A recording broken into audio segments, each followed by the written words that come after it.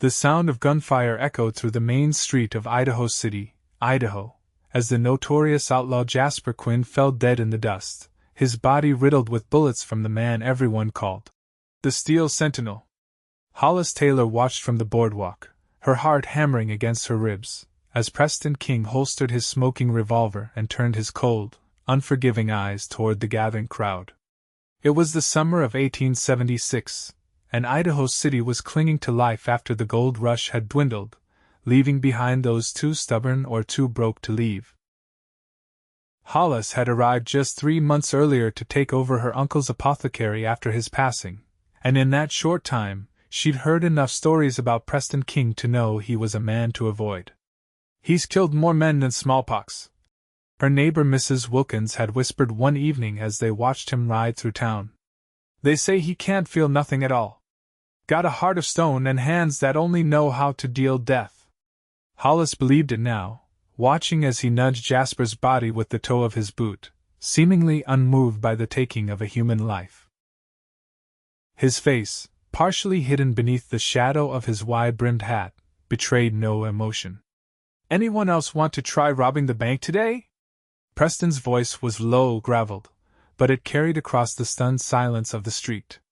When no one answered, he spat in the dust. "Didn't think so." Hollis found herself unable to look away as he strode toward his horse, a magnificent black stallion as intimidating as its master. His long coat flared behind him, revealing glimpses of additional weapons strapped to his lean body. "You're staring," came a voice beside her, and Hollis jumped to find Sheriff Daniel Reynolds at her elbow. I've never seen anyone killed before," she admitted, pressing a hand to her chest. The sheriff sighed. "King's the best bounty hunter in the territory. Brutal, efficient, but he gets the job done when the law can't." He tipped his hat to her. "Best keep your distance, Miss Taylor. That man's not fit for gentle company." But as Preston mounted his horse and rode out of town, Hollis couldn't help but notice something the others had missed: the slight tremor in his hand as he gripped the reins, and the way his shoulders seemed to slump once he thought no one was watching. 3 days later, Hollis was gathering herbs along the creek outside of town when she heard the labored breathing of a horse. Looking up, she saw a rider slump forward in his saddle, one hand pressed to his side where blood seeped through his fingers. It took her a moment to recognize Preston King without his fearsome demeanor. His face was ashen, his eyes glazed with pain. When his horse stopped a few yards from her, he raised his head, and their eyes met. "Miss," he managed, before toppling sideways out of the saddle. Hollis dropped her basket and ran to him. Up close, she could see the bullet wound in his side, still bleeding freely. Her medical training took over, pushing aside her fear of the man. "Mr. King, can you hear me?" she asked, pressing her handkerchief against the wound. His eyes fluttered open, focusing on her face with difficulty. "You should leave me," he rasped. "Men who shot me might still be following." "I'm not leaving you to bleed to death," she replied firmly. "My cabin is just over that rise. We need to get you there." He tried to push her hands away. "I'm not worth saving, miss." Hollis ignored him, somehow managing to help him onto his horse. She led the animal to her small cabin, all the while keeping an eye on the horizon for pursuers. Getting Preston inside was a challenge. He was tall and solid with muscle, barely conscious as she half-dragged him to her bed. Once she had him lying down, she cut away his blood-soaked shirt to reveal not only the fresh bullet wound but a tapestry of old scars crisscrossing his torso. "What kind of life leads to this?" she murmured, cleaning the wound with steady hands. "The only kind I know," he answered, his eyes open now and watching her intently.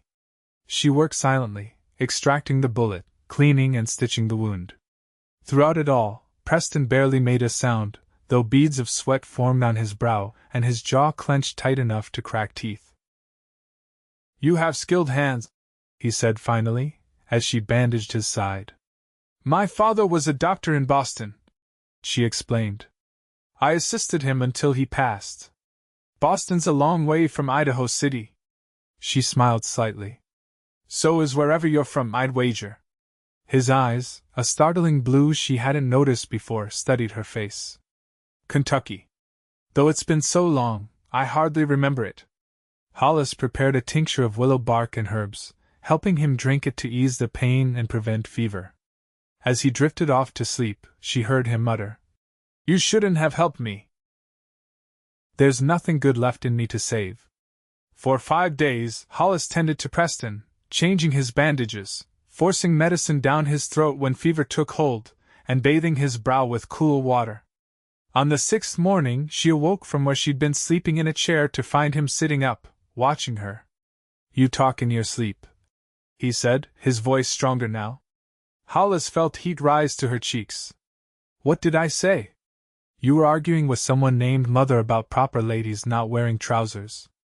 A ghost of a smile touched his lips, transforming his face. "My mother had very specific ideas about propriety," she said, standing to check his wound. "Which is why she'd be horrified to find me alone in a cabin with a notorious bounty hunter." His smile vanished. "Is that what people call me?" "Among other things." She gently removed the bandage, pleased to see the wound healing cleanly. "The Steel Sentinel is what I heard most often." Preston winced, and Hollis couldn't tell if it was from physical pain or something deeper. "I've been called worse." Later that day, as Hollis prepared a stew with vegetables from her small garden, Preston made his way slowly to the table. She noticed he'd found a clean shirt from his saddlebag and had trimmed his beard, revealing a strong jawline usually hidden beneath the scruff. "Why did you help me?" he asked abruptly. "You know what I am. What I've done." Hollis stirred the stew, considering her answer. "I know what you've done, but not who you are. There's a difference." "Not in my experience." She turned to face him. "The day you killed Jasper Quinn, I saw your hand shake afterward. I saw how your shoulders slumped when you thought no one was looking. That's not the reaction of a man who enjoys killing." Preston's expression hardened. "Don't mistake me for something I'm not. I've killed more men than I can count." "And how many of them haunted your dreams last night?" she asked quietly. "I heard you calling out." He looked away, jaw tight. "You shouldn't have helped me, Hollis Taylor. I'll bring nothing but trouble to your door." The use of her name startled her. "You know who I am. I make it my business to know everyone in the territories I work." He met her gaze again. "Including gentle-hearted apothecaries who should know better than to take in strays like me." 2 more days passed, and Preston grew stronger. Hollis found herself drawn to him despite her better judgment. When he wasn't guarded and cold, he revealed glimpses of a different man, one who knew poetry, and could name every star in the night sky, who carved a small wooden bird for her with his pocket knife as they sat before the fire. On the 9th evening, as they finished a simple dinner, Preston said, "I'll be leaving at first light." Hollis felt an unexpected pang of disappointment. "Are you sure you're strong enough? I've ridden with worse." He hesitated, then added, "The men who shot me, they're part of the Blackwell gang. They'll be looking for me, and I can't risk them finding me here." "You're worried about me," she realized. Preston's eyes darkened. "People I care about tend to end up dead, Miss Taylor." "We're back to Miss Taylor now?" she asked, trying to lighten his mood. He stood, moving to the window to scan the darkening landscape. "It's better that way." Hollis followed him, standing close enough to feel the warmth radiating from his body. "What if I don't agree?" Preston turned, and for a moment she saw longing in his eyes before he masked it. "You don't know what you're saying. The things I've done, tell me," she challenged. "Tell me the worst of it." His jaw tightened. "I was 16 when I killed my first man. He'd murdered my father over a card game. I tracked him for 3 days and shot him in the back." Preston's voice was flat, emotionless. "After that, it got easier. I became good at hunting men, and people were willing to pay for that skill." "And now?" she asked softly. "Now I'm 32 years old with nothing to show for my life but blood money and a reputation that makes women cross the street when they see me coming." His eyes bore into hers. Is that the kind of man you want to know better, Hollis? She didn't flinch from his gaze. I think there's more to you than that. Preston's laugh was bitter. There isn't. Hollis reached out, her fingers brushing his cheek where a scar ran from his temple to his jaw. He flinched at her touch but didn't pull away. Your hands, he murmured. They're too gentle for a man like me. Maybe that's exactly what you need, she whispered. For a moment, he leaned into her touch, his eyes closing. Then, as if remembering himself, he stepped back. Get some sleep, Hollis. I'll be gone before sunrise. But fate had other plans. In the pre-dawn darkness, Hollis awoke to Preston shaking her shoulder, his finger to his lips. Riders, he whispered. At least 4 of them, coming this way. Fear spiked through her, as she quickly dressed and followed him to the window. In the pale moonlight, she could make out the silhouettes of mounted men approaching her cabin. It's them, Preston said grimly, checking his revolver. The Blackwell gang. They must have tracked my horse. What do we do? He handed her a small derringer from his boot. Take this and hide in the root cellar. Don't come out unless I call for you. And if you don't call? Her voice trembled. Preston's eyes softened for a brief moment. Then ride for Idaho City as fast as you can. Before she could protest, he gently pushed her toward the trapdoor in the kitchen floor. As she descended the ladder, he whispered, I'm sorry I brought this to your door, Hollis. The next minutes were the longest of her life. Crouched in the darkness of the root cellar, Hollis heard heavy boots on the porch, followed by Preston's voice, calm and deadly. Morning, gentlemen. You're trespassing. A man's harsh laugh. King! Figured you'd be buzzard food by now. Boss will be mighty pleased when we bring him your head. Your boss couldn't finish the job himself? Preston's voice was taunting. Typical of Victor Blackwell to send boys to do a man's work. The sound of a gun being cocked. You killed his brother. What did you expect? I expected him to come after me himself, not send his errand boys. Preston's voice had moved, he was drawing them away from the cabin. But then, cowardice runs in the Blackwell family. Gunfire erupted, and Hollis pressed her hands over her ears. The shots seemed endless, punctuated by shouts and the terrible sound of a body hitting the ground. Then silence fell, more frightening than the chaos before it. Hollis waited, the derringer clutched in trembling hands, tears streaming down her face. When the trapdoor finally opened, she raised the gun, only to lower it as Preston's face appeared, blood streaming from a graze on his forehead. It's over, he said, helping her up from the cellar. Outside, 3 men lay dead in her yard. The 4th was tied to her porch railing, unconscious but breathing.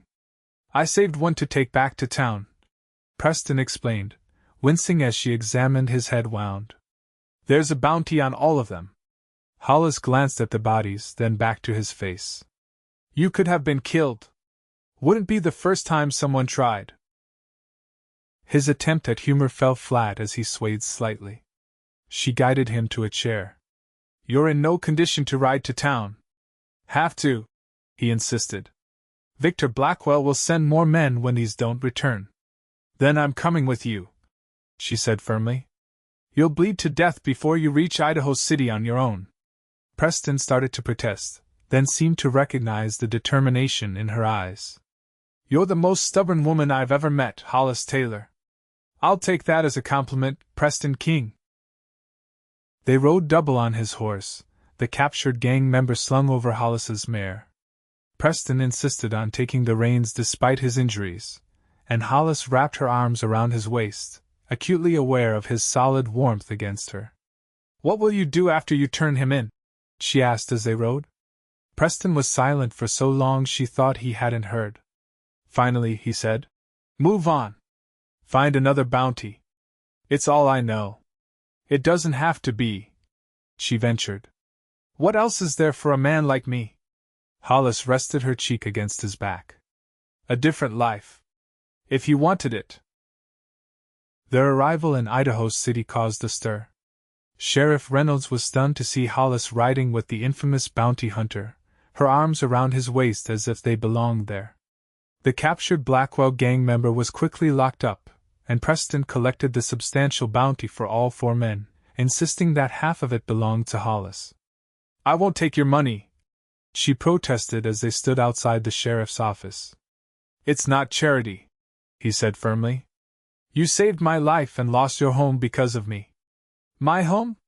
Preston's expression darkened. "The Blackwell gang burned it to the ground after we left. Sheriff's men just returned with the news."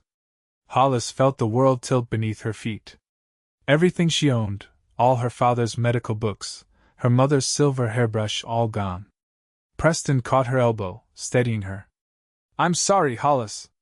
This is why I should have left sooner." "Don't," she said, raising her chin. "Don't blame yourself for the actions of evil men." That evening, Hollis sat in a room at the Idaho Hotel, staring at the wall. Preston had paid for it before disappearing, saying only that he had business to attend to. She wondered if she'd ever see him again, and the thought of him vanishing from her life left an unexpected hollow feeling in her chest. A knock at her door roused her from her thoughts. Opening it, she found Preston standing there, looking uncomfortable. "May I come in?" he asked formally. She stepped aside, noting that he'd bathed and changed into clean clothes. The dangerous bounty hunter was still evident in his stance and the weapons he carried, but there was something different about him. "I've been thinking about what you said," he began, pacing the small room. "About there being more to a life than what I've known." Hope flickered in her chest. "And?" Preston stopped pacing and faced her. "I've spent 16 years hunting men for money. I've killed so many I've lost count. My hands are stained with blood that will never wash off." "Preston, let me finish," he said gently. "I've never let myself think beyond the next bounty because I didn't believe I deserved anything else. Then you came along with your gentle hands and your stubborn heart, looking at me like I was something more than a killer." Hollis stepped closer to him. "You are more. I've seen it. I want to believe that," he said, his voice rough with emotion. "I want to be the man you think you see." "Then be him," she whispered. "Choose differently." Preston reached out hesitantly, his callous fingers brushing a strand of hair from her face. "I used my bounty money to buy the old Fletcher property on the edge of town. It's got good land, a sturdy house." Hollis's eyes widened. "You bought land?" "Here? Victor Blackwell is still out there," he said, avoiding her gaze. "He'll keep sending men after me. I can't run forever, and I'm tired of looking over my shoulder." His eyes met hers. "I thought maybe I could make a stand somewhere worth fighting for." "And is Idaho City worth fighting for?" she asked softly. Preston's hand cupped her cheek. "Not Idaho City. You." Her heart hammered in her chest. "What are you saying, Preston?"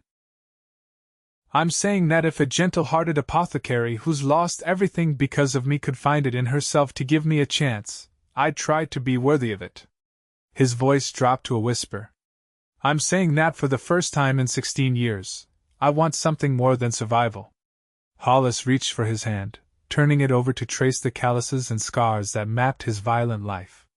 "These hands have seen too much cruelty," she said. "But that doesn't mean they can't learn tenderness."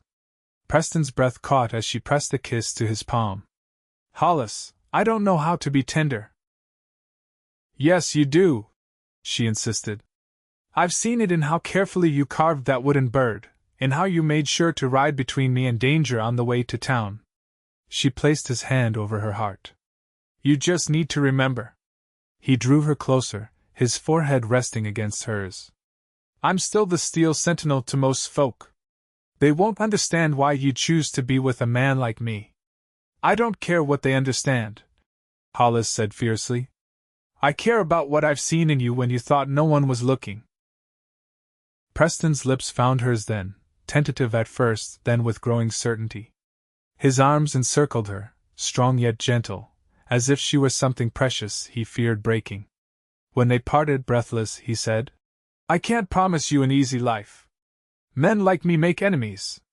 I'm not asking for easy. she replied. I'm asking for real. The following week saw changes in Idaho City that few could have predicted. Preston King, the feared bounty hunter, began transforming the Fletcher property into a working ranch. He hired men to rebuild Hollis's cabin, better than before, and stocked it with new medical supplies ordered from as far away as San Francisco. The townsfolk watched with suspicion as Preston settled into their community, many betting he wouldn't last a month before returning to his violent ways. Sheriff Reynolds made a point of visiting the ranch weekly, ostensibly to check in, but really to ensure the former bounty hunter wasn't planning anything nefarious. They'll never trust me, Preston told Hollis one evening as they sat on the porch of his ranch house. Can't say I blame them. Trust takes time, she replied, squeezing his hand. You've spent years building one reputation. It will take time to build another. Their opportunity came sooner than expected. A smallpox outbreak in a mining camp north of town quickly spread to Idaho City. With the town's only doctor overwhelmed, Hollis stepped forward with her medical knowledge, turning Preston's ranch house into an emergency hospital for the overflow of patients. Preston worked tirelessly alongside her, his steady hands following her instructions as they tended the sick. Many were surprised to see the notorious bounty hunter bathing feverish children and sitting with the elderly through the night, his usual stoic expression replaced with gentle concern. Never thought I'd be grateful to have Preston King in town, Mrs. Wilkins confessed to Hollis as they prepared poultices together. The way he carried my Henry all the way from our homestead when the fever hit, like he was carrying his own child. By the time the epidemic had passed, 10 lives had been lost, but many more had been saved. The town's perception of Preston had begun to shift, from fearsome outsider to valuable member of the community. 1 month after the outbreak, as summer turned to autumn, Preston found Hollis in the garden behind the ranch house, harvesting herbs for her newly established apothecary in town. I got a telegram today, he said, his expression unreadable. Hollis felt a flash of fear. Victor Blackwell? No. Preston handed her the paper. It's from the governor of Montana Territory. He's offering me a position as a U.S. Marshal. She read the telegram, her heart sinking. Are you going to accept? Preston studied her face. It would mean using my skills for the law, not just for bounty. Bringing order instead of just vengeance. He paused. But it would also mean leaving Idaho City. Leaving you? Hollis folded the telegram carefully. I see. No, I don't think you do. Preston took her hands in his. I turned it down. She looked up, surprised. But it's a respectable position. Everything you've been working toward. I've found something more important than respectability. His voice was soft but certain. I've found home, Hollis. For the first time since I was 16 years old, I've found somewhere I belong. Tears welled in her eyes. With me? With you, he confirmed. If you'll have me. Preston dropped to one knee in the dirt of the garden, still holding her hands. I know I'm not the man most women dream of marrying.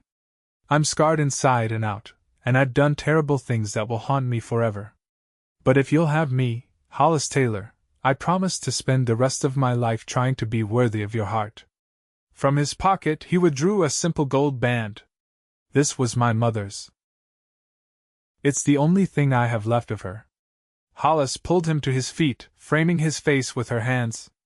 You don't need to be worthy of my heart, Preston King. You already have it.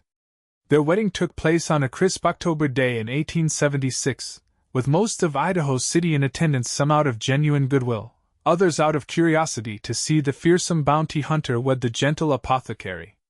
Sheriff Reynolds stood as Preston's best man, a testament to the unlikely friendship that had formed between them. As Hollis walked toward him in a dress of deep blue, Preston felt a peace he'd never known before. The man known as the Steel Sentinel was still there, in the watchful eyes that scanned the crowd for threats, and the gun he still wore beneath his suit coat. But beside it now lived the man Hollis had seen from the beginning, the one capable of tenderness, of loyalty, of love. You look nervous, she whispered as she reached his side. Terrified, he admitted with a small smile. I've faced down armed gangs with less fear. Because this matters more, she said, understanding. Because you matter more, he corrected. More than anything ever has. They exchanged vows before the preacher, promising to love and cherish each other through whatever life might bring. When Preston slipped his mother's ring onto Hollis's finger, his hands were steady and sure. 2 weeks after the wedding, as they lay entwined in the pre-dawn darkness of their bedroom, Preston tensed suddenly. Hollis, attuned now to his moods, felt it immediately. What is it? She whispered. Riders, he said, already reaching for his gun. Coming fast. Fear clutched at her heart as he moved silently to the window, but his next words surprised her. It's Sheriff Reynolds and 2 of his deputies. Preston frowned. Something's wrong. They dressed quickly and met the sheriff on the porch. His face was grim in the lantern light. Sorry to disturb you, but we need your help, King. Victor Blackwell and his gang have taken over the bank in town. They're holding the banker's family hostage. Preston's face hardened into the mask of the steel sentinel. How many men? At least 8 that we've seen. The sheriff glanced at Hollis apologetically. I wouldn't ask if we had any other options. I understand, she said, though her heart was racing with fear. She turned to Preston, seeing the conflict in his eyes. Go. They need you. I promise you I was done with killing, he said quietly. Hollis touched his cheek. You promised to be the man I see in you. That man doesn't stand by when innocent lives are in danger. Preston covered her hand with his own. I'll come back to you. You better, she replied fiercely. We have plans for Christmas. As he mounted his horse, checking his weapons with the efficiency of long practice, Hollis called out to him. Preston! Remember who you are now. He looked back at her, his eyes reflecting the dawning light. I remember every day because of you. The hours that followed were the longest of Hollis's life. She paced their home, jumping at every sound, praying for Preston's safe return. When she heard hoofbeats approaching near midday, she ran to the porch, her heart in her throat. Preston dismounted slowly, his movements stiff with exhaustion. There was blood on his shirt, but he walked toward her with steady steps. It's not mine, he assured her, seeing her fearful gaze. Victor Blackwell is dead. His gang is either captured or scattered.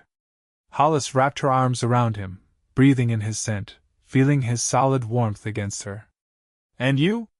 Are you all right? Preston was quiet for a moment, his face buried in her hair. I killed 3 men today, he said finally. I didn't want to, but they left me no choice. She pulled back to look at him, seeing the weight of it in his eyes. I know.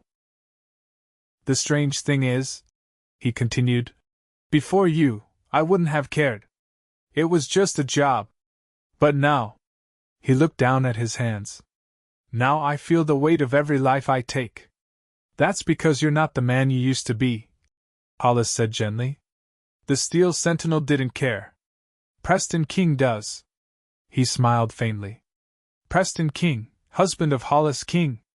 Yes, she agreed, leading him into their home. And that makes all the difference. As winter settled over Idaho City, Preston and Hollis King became an established part of the community. He occasionally rode with Sheriff Reynolds when dangerous situations arose, using his skills to protect rather than hunt. She expanded her apothecary, combining her father's medical knowledge with remedies learned from local Native Americans to heal the sick. On Christmas morning, as snow fell softly outside their window, Preston presented Hollis with a small wooden cradle he had crafted himself. It might be presumptuous, he said, suddenly uncertain. But I hoped. Hollis placed his hand on her belly, still flat but holding their secret. It's perfect timing, actually. The joy that transformed his face was like nothing she had ever seen. Preston King, once known only for his deadly skills, dropped to his knees before her, pressing his forehead to her middle. A child, he whispered. Our child. A new beginning. she agreed, running her fingers through his hair. For all of us. As spring returned to the mountains of Idaho Territory, bringing new life to the land, Hollis often thought about the journey that had brought them here. How a wounded man and a woman with healing hands had found in each other exactly what they needed. Preston still carried his guns and still watched the horizon with vigilant eyes. The steel sentinel would always be part of him, a necessary armor against the sometimes brutal world. But beneath that steel, Hollis had found the man capable of tenderness, of vulnerability, of profound love. And as their family grew, first with a son they named Daniel after the sheriff who had become family to them, and later with a daughter as fierce and determined as her father, Preston often told Hollis that she had saved his life the day she found him bleeding by the creek. "Not just my life," he would say, holding her close. "My soul."